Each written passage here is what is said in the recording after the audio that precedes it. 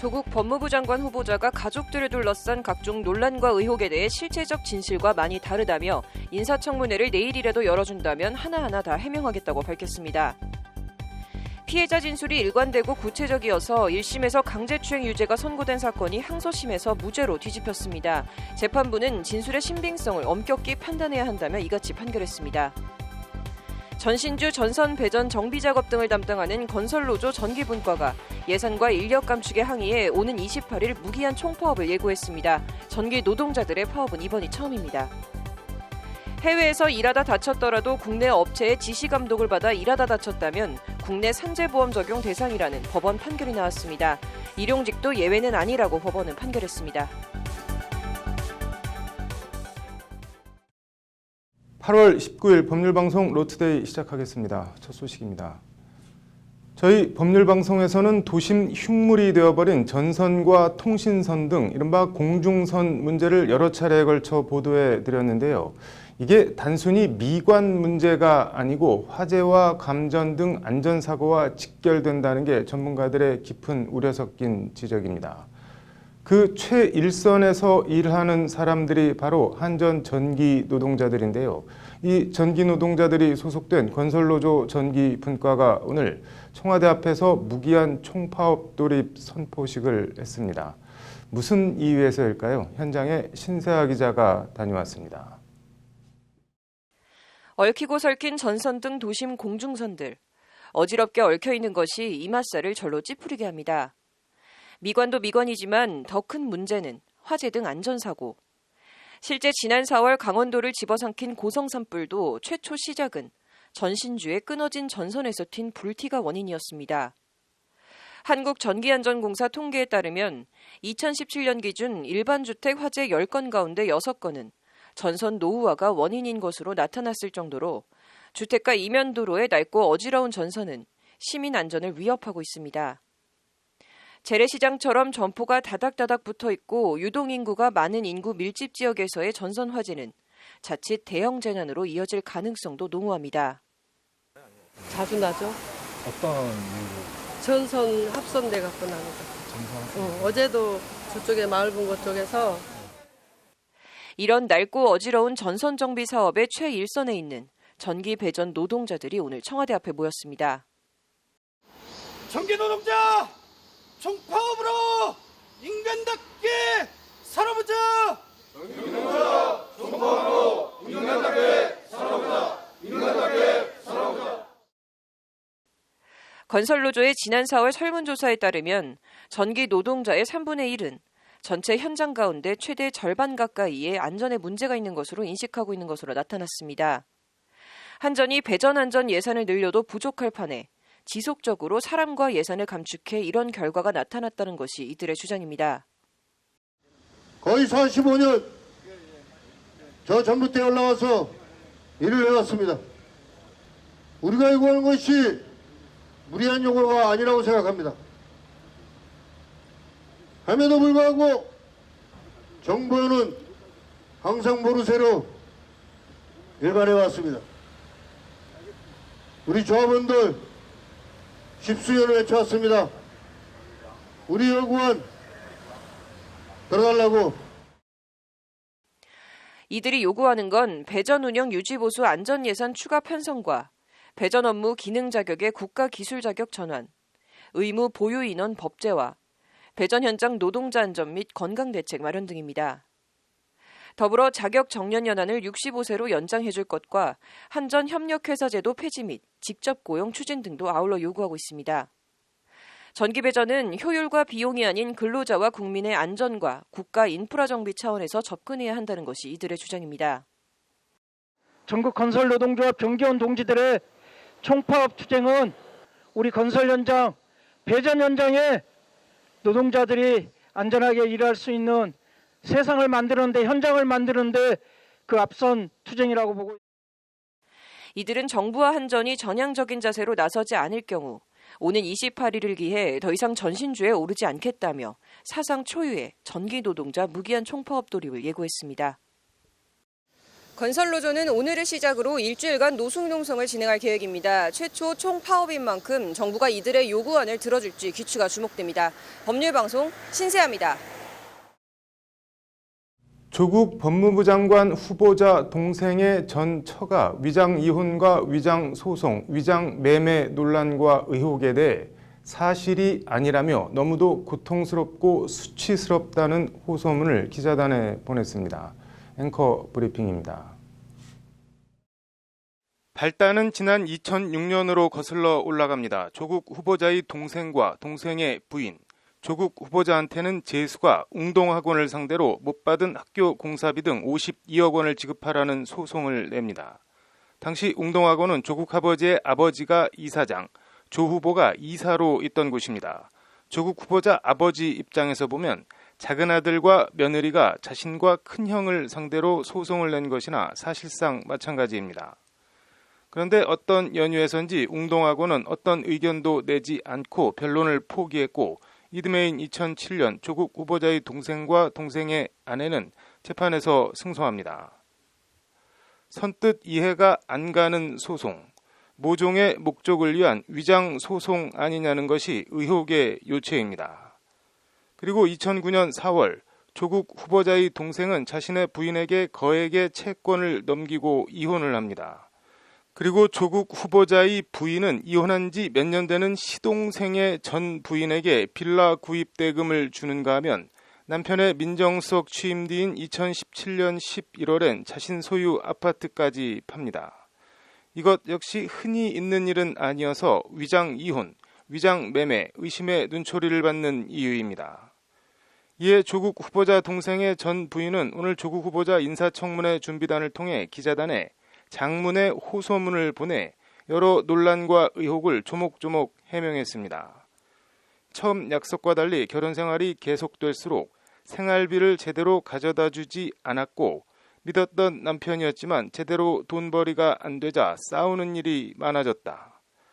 남편은 제게 미안했는지 웅동학원에 공사대금 채권이 있는데 그중 10억 원 채권을 넘겨준다고 해서 혹시나 하는 마음에 받아들였던 것이다. 하지만 판결을 받아봐야 학교 재산은 함부로 팔 수 없어 실제 돈이 되지 않는다는 사실을 알게 돼 남편에 대한 불신과 불만은 더욱 커지게 됐다. 이후에도 남편이 벌인 사업은 연이어 실패했다. 저로서는 당시 너무 힘들어 이혼을 결심했고 결국 2009년 4월경에 합의 이혼했다는 것이 조국 후보자 동생 전 부인의 말입니다.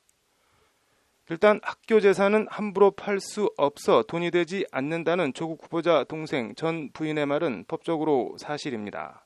사립학교법은 학교 땅이나 학교 건물, 교지나 교사 등 교육에 직접 사용되는 학교법인 재산은 원천적으로 강제집행 대상에서 제외하고 있습니다.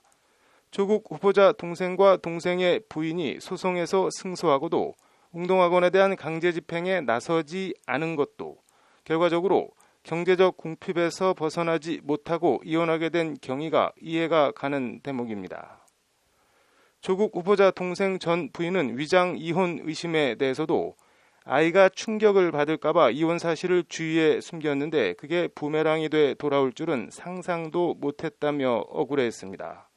아이가 말을 하고 아빠, 엄마를 알게 되면서 아빠를 찾기 시작했다. 사업상 떨어져 사는 것으로 얘기했고 아이와 놀아주기 위해 한 달에 한두 번 정도 방문한 것이라는 해명입니다. 빌라나 아파트 위장매매 논란에 대해서도 조국 후보자 동생 전 부인은 이혼 위자료도 못 받고 아이 양육비도 못 받고 아이를 키우는 사정을 딱하게 여긴 시어머니가 죽어서도 눈에 밟힐 것 같다며 손주와 함께 살 집을 마련해 준 거라는 취지로 해명했습니다. 많은 분들이 의혹의 눈초리로 흥밋거리로 털어내는 저와 아이의 사생활은 어떤 상황에서도 지키고 싶은 소중한 일상이었다.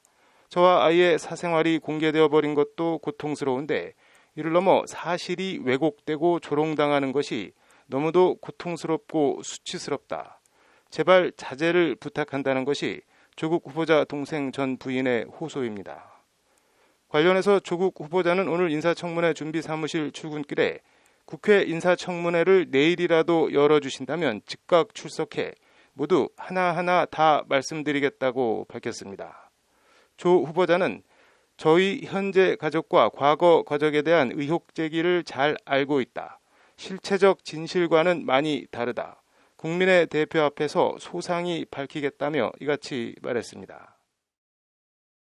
위에 언급한 것 말고도 조국 후보자는 이런저런 논란과 의혹들을 더 받고 있습니다. 더불어민주당은 이달 안에, 자유한국당은 달을 넘긴 내달 초에 조국 후보자 인사청문회를 열어야 한다고 맞서고 있습니다. 청문회 일정 가지고 기싸움을 할 게 아니라 청문회를 제대로 열어 문제나 비리가 있다면 명명백백 밝히고 그게 아니라면 의혹과 불신이 해소될 수 있도록 하는 것이 정치권이 해야 할 일 아닌가 싶습니다. 앵커 브리핑이었습니다.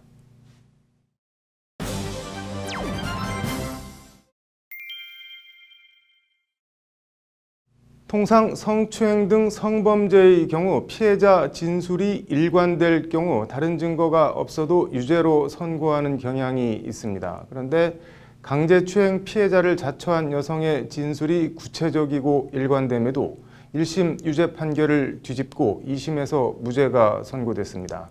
어떤 내용인지 어떻게 봐야 하는지 심층 리포트 김태현 기자입니다. 커피 전문점을 운영하는 36살 조모 씨는 2017년 8월 아르바이트를 하던 20대 여성을 2차례 강제추행한 혐의로 기소됐습니다. 비슷한 시기 조 씨는 이 여성을 해고하는 과정에서 말다툼을 벌이다 멱살을 잡고 밀친 혐의도 함께 받았습니다. 1심은 조 씨의 강제추행 혐의 등을 유죄로 판단해 징역 6월에 집행유예 2년을 선고했습니다. 피해자의 진술이 일관되고 명확하며 피해자가 무고로 처벌받을 위험을 감수하고 허위 사실을 가공해 조 씨를 모함한다는 것은 상식과 경험칙에 반한다는 게 1심 재판부 판단입니다. 당하지도 않은 강제추행을 당했다고 주장할 이유가 없으니 강제추행이 있었다는 판결입니다. 이에 재판부는 징역형의 집행을 유예하며 조 씨에게 보호감찰과 200시간 사회봉사, 40시간 성폭력 치료 강의 수강 등을 함께 명령했습니다. 은밀하게 벌어지는 성범죄 특성상 피해 여성의 진술이 구체적이고 일관될 경우 다른 물적 증거가 없어도 유죄를 선고하는 법원 경향에 따른 판결입니다. 사실 이제 성범죄 사건 같은 경우에는 증거가, 객관적인 증거가 없는 경우들이 좀 많이 있어요. 예를 들어서 이제 그 굉장히 둘만의 공간에서 벌어진 일들이 많잖아요. 때문에 성범죄에 있어서는 피해자의 진술에 굉장히 무게를 두고 보는 것 같아요. 법원에서도. 하지만 1심 재판부의 유죄 판단은 항소심 선고 공판에서 180도 뒤집혔습니다. 수원지법 형사 8부는 강제추행과 폭행 혐의로 기소된 조 씨에 대해 유죄를 선고한 1심 판결을 깨고 전부 무죄를 선고했다고 오늘 밝혔습니다. 피해자가 강제추행과 폭행을 문제 삼은 시점과 경위, 합의를 시도한 정황 등에 비춰보면 피해자의 진술은 상당 부분 과장되거나 왜곡됐을 가능성을 배제할 수 없다는 게 2심 재판부 판결입니다.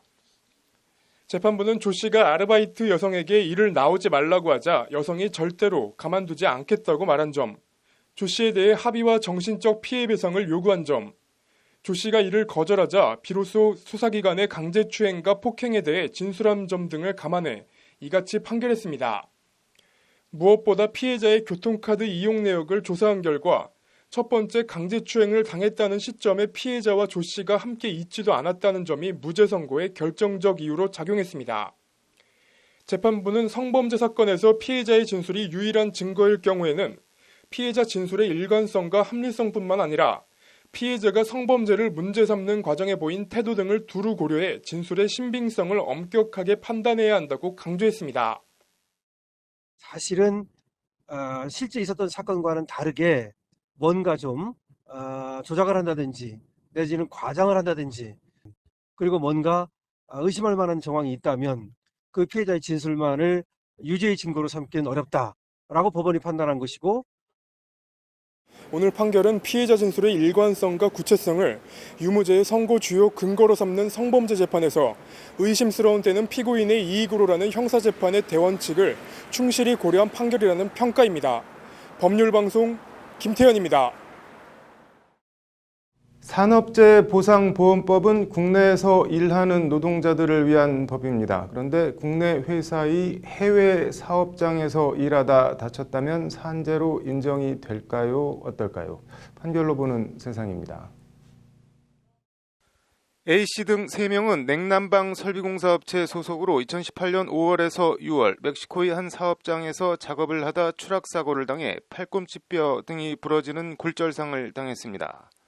이에 A씨 등은 근로복지공단에 요양급여를 신청했지만 공단은 국외 파견 근로자에 대해서는 산재보험법이 적용되지 않는다며 급여 지급을 거부했습니다. 이에 A씨 등은 공단을 상대로 요양급여를 지급하지 않기로 한 처분을 취소해달라는 행정소송을 냈습니다. 재판에선 A씨 등을 국내 근로자로 볼 수 있는지 여부가 쟁점이 됐습니다. 서울행정법원 행정 5단독 손성희 판사는 국내 근로자로 볼 수 있다고 판단해 원고 승소로 판결했습니다. 산업재해보상보험법의 적용 범위에 속하는 사업은 국내에서 행해지는 것을 의미하지만 근무 실태를 종합 검토할 때 근로 장소만 국외이지 실질적으로 국내의 사업에 소속해 지휘를 받으며 일하는 것이라면 산재보험 관계가 유지된다는 것이 재판부 판단입니다. 공사를 도급받은 업체가 멕시코 현지에 별도의 사업체를 설립하지 않고 직접 공사를 진행한 점, 근로자들의 임금이 업체에서 지급된 점, 업체 대표가 근로자들과 함께 출국해 현장에서 공사 업무를 지시 감독한 점 등을 감안한 판결입니다. 작업 장소만 멕시코지 본질적으로 국내에서 근무하는 것과 다를 바가 없다는 취지의 판결입니다. 재판부는 또 일부 원고의 경우 일용 근로자로서 계약이 끝난 뒤 회사의 국내 사업장으로 복귀할 것이 예정돼 있지 않았지만 그렇다고 해서 달리 판단하는 것은 부당하다고 판시했습니다. 해외 근로자는 원칙적으로 국내 산재 보험 적용 대상이 아니라는 것은 이번에 처음 알았는데, 그렇다면 현대나 삼성 같은 대기업이 외국에 설립한 현지 법인에서 근무하는 사람들은 국내 법인이 아닌 현지 법인에 고용돼 일하는 건데, 일하다 다치면 산재 적용 대상이 되는 건지 아닌 건지 슬며시 궁금해집니다. 판결로 보는 세상이었습니다. 네, 오늘 준비한 소식은 여기까지입니다. 시청해 주셔서 감사합니다.